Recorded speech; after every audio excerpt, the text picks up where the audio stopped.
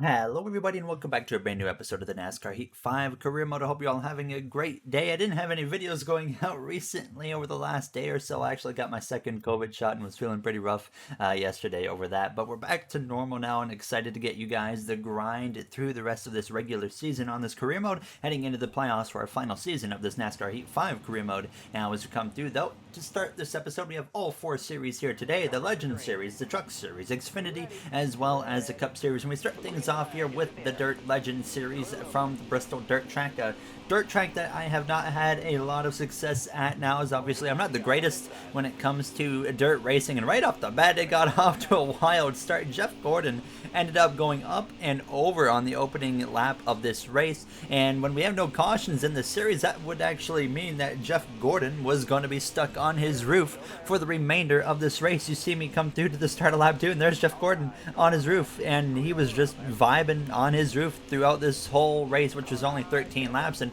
every single lap that went on, we would just go by a 24 car upside down, as we were 3 wide there with Martin Truex Jr. and Kurt Busch. Behind us had Michael Cozy Jr.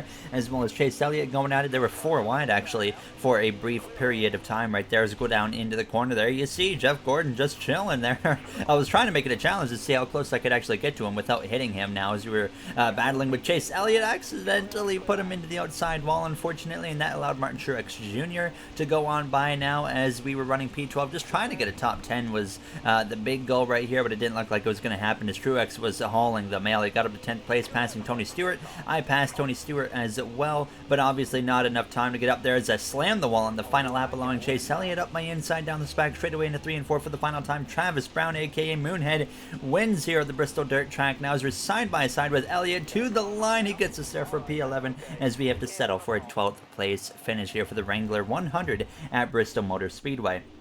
So there you see the finishing order. Joey Stone up there, Latian, as well as David Shothouse, all up in the top 5. Great runs for them guys now, as you see the rest of the order all the way down to Jeff Gordon, who was on his roof throughout the whole race. So now we come through into the Truck Series race here for the Camping World 225 from Chicagoland now, where we had community member Carter Dudek in the truck for us here today. Started midfield. Now Chicagoland, very hit or miss track for us, I think, in both trucks as well as Xfinity. We've won a race here before in the past with myself behind the wheel, I think. I can't remember. I might be wrong about that, but I think we did win this race back in my debut season in the Truck Series, or at least some point here throughout the NASCAR Heat 5 career mode, maybe back in even NASCAR Heat 4. But either way, Carter was working his way through traffic here on this opening lap, using the outside to his advantage, like you often see with our going racing drivers now. And he would actually go up the inside here of the 44. He was going 3 wide. He was going 4 wide at times, like right here out of turns 4 now, so right in the middle in that dangerous spot, but he would make it work, thank goodness, and stay out of trouble. But this was one of the kind of rough days for our team here now, and when I say rough, that means we were running P10, and you know we've been having a good season when we can say P10 is a rough day here in Chicago, but that was where Carter Dudek was going to bring the truck home here. So a solid P10 finish in the Camping World 225 after a rough start to that race, and he really had to make up for a lot of ground when we didn't get that best qualifying effort. So a nice finish there as Drew Dollar picks up the victory over Max Gutierrez, as well as Stuart Friesen there. As you see the other finishing drivers on your screen at the very bottom, you had Jason White in the 34 truck, but now we come through into the Xfinity Series with Paul Menard behind the wheel once again at Chicagoland Speedway here for the Camping World now 300. No Chicago for the Cup Series in today's episode. We are going to Dover for that. So Paul behind the wheel, though, similar to the Truck Series with Carter Dudek behind the wheel, about midfield here. So Paul had his work cut out for him if he wanted to be able to work his way forwards now, and we were pretty hopeful he could, because lately Paul Menard has been on an absolute tear here in the Xfinity Series. He's been winning races left and right. He's been finishing top 5, challenging for wins and whatnot, as he actually gets into the back of Brandon Brown there, and this was a little bit later in the race, and that would really cost Paul a lot of time. So this ended up turning into a bit of an off day for Paul Menard here on this Going Racing team. For the first time in quite some time, we're going to finish outside of the top 5 and top 10 10 even now here in Chicagoland. So it was just one of those unfortunate races, unfortunately, here as we came straight through to the final lap in Chicago. And up front, it was Roman Grosjean in the 19 car leading the way out of turns 4, and he was going to come through to win here from Chicagoland Speedway. Paul Menard would cross the line well outside of the top 10 here, unfortunately, for a 14th place finish. As you see the rest of the order on the screen, Alex Labay having a very strong run, Kimi Räikkönen, Buescher, Sheldon Creed all up there in the top 10, as well as Magnussen was just shy of a top 10 finish. As you look down in P36, you had Joe Graf Jr. So now we come through into the Cup Series race here from Dover, and we have a new Razor paint scheme on the car. We've actually ran this once before. This one was made by Tyler Tinsley, one of my favorite ones from that actual Razor contest. It didn't end up winning. So we come through into our qualifying effort here, and the goal was at a 23.293. I was confident we could get close. If we didn't do that right there, hit the outside wall, so we end up with a 23.358 instead, but still qualify P12 here for the Dryden 400. So nonetheless, a respectable qualifying effort here, and I think we definitely got some top 10 speed at least here from Dover. Now, as you see up at the front, Todd Gilliland in that front row Mercedes continues to be strong after those regulation changes recently here in this career mode. Now, as you look through the rest of the order, Ryan Blaney down there in P22, a rough qualifying effort for him. Haley Deegan in P34, Suarez in 38, Ty Gibbs still having issues at the very bottom of the pack. Alright, boys, I think we have a really good car today, so I don't see why we can't go out and win, so let's have a fun one. There, you hear myself on the radio to the team as we're getting ready to take the green flag here from the Dryden 400 at Dover International Speedway, Dover Raceway, whatever the heck it's called now. As you see on the screen right there, Kyle Larson actually had an engine change after qualifying, so he is going to be going to the back along with CJ McLaughlin, who crashed during qualifying. So Larson's got his work cut out for him, but obviously things don't really matter for him because he's already won 4 races this season, just like we have here now, as we start right behind Ryan Preece, moving up 1 spot due to Larson going to the back as the green flag is out, and we start from the 11th position here from Dover now. So we tried to get at least up towards the top 5. That was kind of the goal I was setting here for stage 1. I really felt like we had a good car, but a good car won't get you anywhere when Joey Logano decides to bulldoze you in the very first turn of the first lap of the race. He just shoved us right out of the way, and we were now forced to the outside immediately, so we had our work cut out for us just to get down to the inside line. And stage 1 is a very, very short stage, only 18 laps, and 18 laps at Dover goes very quick, or goes by very quick when you're running 21-second or so laps. So we were very quickly running out of time to even get a top 10 finish here, I felt like, in stage 1. So I'm just looking for my opportunity to get to the inside, and that opportunity would come right here as Kyle Busch and Ryan Blaney had a hole between them two, and so I was able to slip down to the inside right there as Alex Bowman now is on our right front. So we got a lot luckier than what we should have with that opportunity, and then we just forced it up the inside of Kyle Busch. I was trying to waste no time. I said, let's get a move on with it here and move our way forwards to the inside of Ross Chastain, who's kind of fallen off lately. I think they've been bitten by the regulation changes that Trackhouse Racing team has now. As we look up the inside of Logano, I said, nope, I am not wasting any time with you today. Get out of my way. He tried to force us down. I wasn't taking it, and we got past him. So we move on with our day and now put the pressure on the number 17 of Christopher Bell for that 10th position now on lap 5 here of 18 in stage 1. And we were just quickly moving our way forwards, and especially when we were getting this inside line working, obviously for the player you can't really make any other line than this one right here work very well for you, but we were just hauling the mail, it felt like, here on that inside today more than other times at Dover. So we got past the 17 of Bell in that Roush LeBron car, then we passed the Penske driver of Ryan Preece, and it was a very quiet kind of stage 1 here. It wasn't until lap 11 till I ran down another car, and that was the 16 colleague car of Justin Haley, as we look up the inside of him into turn 3, and we are going to pass him and move up into P8. But after that, it was a very slow crawl up to that 23 of Bubba Wallace. You're going to see that right here. Lap 15, we had still not run him down. We were a little bit closer, but obviously not close enough.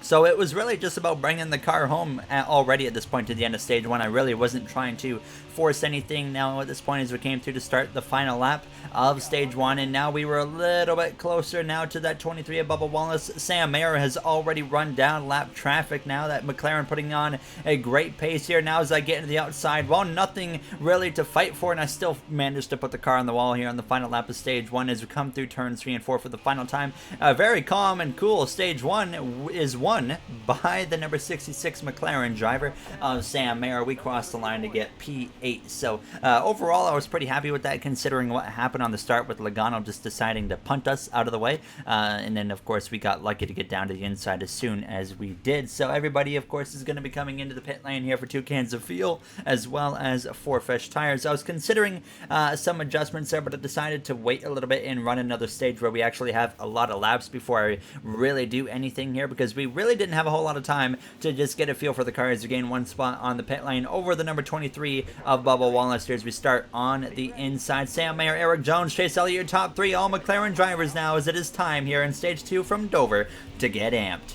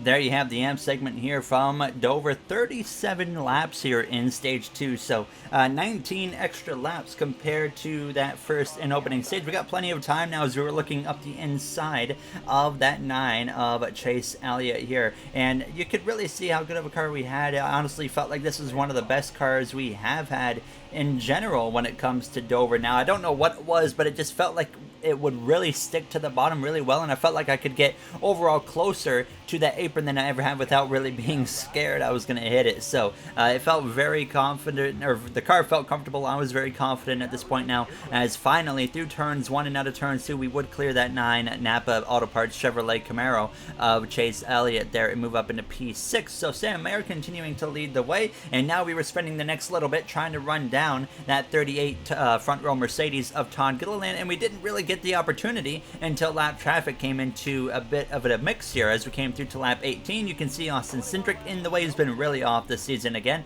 As we look up the inside right there, use him as a pick and get past the 38 of Todd Gilliland, and now try to set our sights on Christian Eckes in the Red Bull, maybe even Harrison Burton there in that JGR number 19 now, as we're going to try and look up the inside of the 83, but I actually decided to give him a favor right here and let him get to the preferred inside line and pass the 3 of Austin Dillon. But then I realized, you know what, there's an opportunity right here to actually get past 83, so I just jumped to the outside of both him and the 3 car, and we are going to be able to power through the center and exit of corner 1 and 2, and sure enough, we go and pass the 83 of Eckes, move up into 4th place. But now there was green flag pit stops that were getting very close, so I was keeping that in mind as well here on the closing laps of stage 2. Now as my fuel light would come on as we started lap 24, now to the inside of Harrison Burton as we look for that 3rd spot, and it's currently top 2 McLarens of Mayer and Eric Jones right there into the left rear quarter panel of Harrison Burton. A bit of a slip up from myself, and that unfortunately led to some contact right there. As you see that the 2 McLarens pit as well as Harrison Burton, just about everybody behind us comes into the pit lane. So I decide, of course, a lap later that we are going to come into the pit lane. I stretched it as far as I could.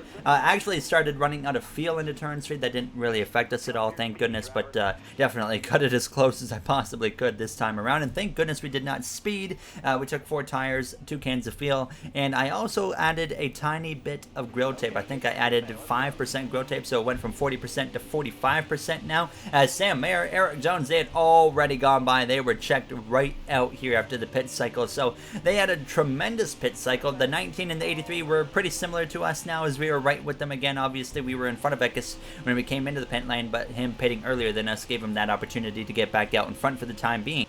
I was confident though that we could put the pressure on Eckes just like this. I took him battling Lewis Hamilton as an opportunity right there to make the pass for the 5th position. So now trying to run down Harrison Burton for 4th, less than 10 laps ago at this point, or 10 laps ago exactly here in stage 2. Harrison Burton down the back straightaway into turn 3 though, blows that right front tire into the front row Mercedes he goes. Very lucky the caution came out as early as it did. That would have been a huge impact if that caution had come out maybe 5 seconds or so later. So of course you see nobody else coming into the pit lane, so we all stay out here and we move up 1 spot due to the 19 of Harrison Burton, of course, just crashing right there. And I should mention, he is not out of the race. Harrison Burton still remains in this race here now as we are back underway behind the 2 McLarens. And the 38 of Todd Gilliland, as expected, has a terrible restart. His car did not take off at all, so I jumped down to the inside here. And now we got Erik Jones on our outside, Sam Mayer just in front of us as we exit turn 2. And we have an opportunity now to fight for a stage win, which we were not going to have without that caution. So as we go down into turn 3, just trying to make sure I do not clip that apron now, but I pushed up the track a little bit there,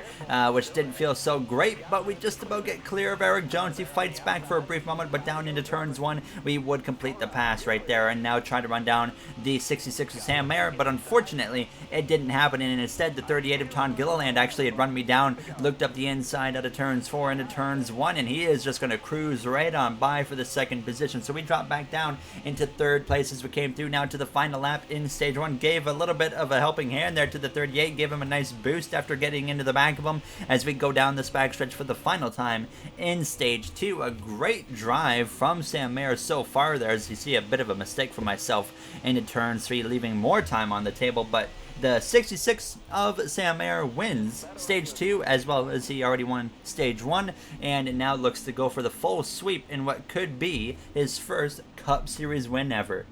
Definitely got to pay attention to him and just McLaren in general. We know Erik Jones is fast. We know Chase Elliott is fast. 3 of the top 6 drivers, of course, are on the McLaren team now. So you see the rest of the order. We're really the only one here representing Gordon Hendrick in the top 10 today from Dover. Now, as you see, Ricky Stenhouse Jr., the only driver to DNF so far, 26 laps down there for that Roush LeBron Racing team. We remain P3 here for the start of the 3rd and final stage. So now getting ready to go green for this long final stretch to the end. If it stays green, we'll have another green flag pit stop, and green flag pit stops always concern me here in NASCAR Heat 5, as I have a history I've mentioned before, not only in career mode, but in league racing as well with the Nitro Racing League. I have a history of speeding a lot, and I obviously don't look forward to green flag pit stops because of that issue now of me just not able to control my speed now as I go down into turns 3 and 4, trying to get past the 66 of Sam Mayer as quick as I can. And we actually surprisingly put a bit of a fight to him right there, but not going to be enough now as we go down into turns 1 there. Got into the back of him actually, and unfortunately that messed me up more than anything here now as we lose some time to that 66 car. So now we had Bubba Wallace behind us in the mix as well, putting some pressure on the back of that number 7 of Erik Jones. So I was definitely keeping an eye on that 23 car now, as he seems to be kind of coming up out of nowhere. Bubba just recently won for the first time this season at Texas Motor Speedway. Now as we came through into turns 1 on lap 69, you see my temperature icon was starting to come on, and I had made a grill tape adjustment. I had added 5% grill tape earlier in stage 2, but the icon had never come on in stage 2, but for some reason here in stage 3 it's decided it's going to come up. So that was a little bit odd, but now we come through a little bit later on at lap 75, and you can see that Sam Mayer, he had opened up the gap quite significantly, but lap traffic, he was just getting to them now, and I had no pressure from behind, so I'm just doing my thing now. As I was had the leaderboard up there for quite a little bit of time right there, because I was watching Harrison Burton, who had worked himself back up into 3rd place. He was setting an incredible pace here in Dover now, and he was closing in on me pretty quickly now as we came through to just 20 laps ago. Now fully focused on just trying to work our way through the lap traffic, and I was starting to think that there's a realistic chance here that we're going to get a green flag pit stop in stage 3, because here comes the fuel light now on lap 84. So I was this time deciding I was going to pit on the same lap as Sam Mayer, and that is going to be lap 84 right here now, because I wanted to make sure he does not get any more advantage of pitting earlier than myself, because clearly he has more pace. So I decided to do a 2-tire pit stop, a can and a half of fuel, and that would be the exact same thing Sam Mayer did. But what did we do better? Our pit crew beats Sam Mayer out of the pit lane. So now here we are about to cycle through into the lead of this race in the final 15 17 laps. Did not expect our pit crew to be that good, but here we are coming through right now a lap later to cycle out to the lead. Sam Mayer in second. Obviously, we know that he is way faster than what we are, so we are just going to have to be in defense mode for the rest of this race, and I was just hoping it was going to stay green. Please, please, please, no caution was the only thing I was hoping for now, as it's been a nice, calm race so far now as we look up the inside of the number 17 of Christopher Bell, having a rough day after having a good race earlier. Now, obviously, that has turned on him quite quick. Chase Briscoe running there in P20 now is behind us. Chase Elliott in the McLaren into the outside wall after blowing a tire, and that is going to bring out a caution. Of course, it would be a McLaren crashing, bringing out a caution when we're trying to beat a McLaren who dominated the whole race, and finally we get in front of him and his teammate ends up bringing out a caution to get him right back into the mix. So everybody going to be staying out here as we get ready to lead the way to what could be potentially the final restart of the day now, as everything could get changed right here on this final restart as the green flag is back out. Less than 10 laps to go. It will be 8 to go at the line. You look behind us in a rear view mirror. Who's in the mix? We got Derek Kraus for 2311. We got Eric Jones for McLaren. You got Todd Gilliland for front row. Harrison Burton for JGR, and even Bubba Wallace down there in 7th place in that 2311 car as well. DoorDash Toyota Camry now, as you see Sam Mayer puts up a great fight down the back straightaway into turn 3. We're going to be side by side with him through the center of the corner. I knew right here if I let him get clear, it's over, so I get a little bit aggressive, get right into his door, side draft him here, and we remain alongside down into turns 1. So now we're having this little scrap right here, just trying to get in front of that 66, or at least just not letting him get clear. Nearly got clear right there, but it wasn't enough. Now to lap 96, coming to 4 laps to go, and just about clear right here of Sam Mayer who came through out of turns 4, and we were clear for a moment, but I wanted to make sure I protect the inside, so I said, you can have the top. I'm not going to fight you too hard up there. You can just do whatever you want as long as you stay up there in the corners now. But I left the door open for the 45 of Derek Kraus, who gets to the inside now. Bubba Wallace trying to follow through as well, but fortunately into turn 3 I'm going to sail it off into the corner, but this time I sail it off too much. We were clear, but I couldn't get the car under control in time, and that left the door again open for the 45. Now Bubba Wallace to the back of us, who are side by side for the lead. Bubba's going to try and take it 3 wide, and that pushes both of us up the hill now, and that allows the 23 to cruise through to the inside. We exit turns 2 right on the back of the 23 of Bubba Wallace down the back straightaway. We look to the inside, approaching the final 2 laps of this race, and I completely missed the bottom this time, and that allows the 23 to get away, and the AlphaTauri of Brandon Jones, followed by the Red Bull of Christian Eckes, come up into the mix as I once again just sail it off way too deep, knowing I need to get clear now. It doesn't happen. Jones gets clear in the AlphaTauri. We fight back and split the middle between the Red Bull and AlphaTauri down the back straightaway into turn 3. We get clear of both of them, and it's not over yet. We still have a lap to go here from Dover, and we're only about 3 to 4 car lengths behind that 23 of Bubba Wallace. There's still an opportunity here as the white flag is out. Bubba looking for his 2nd win on the season. We close up the gap through turns 1 and out of turns 2, but is it close enough? I don't think it is, but we have the draft, and we get closer and closer down the back straightaway into turns 3 and 4 for the final time. It's close, but it's not going to be close enough.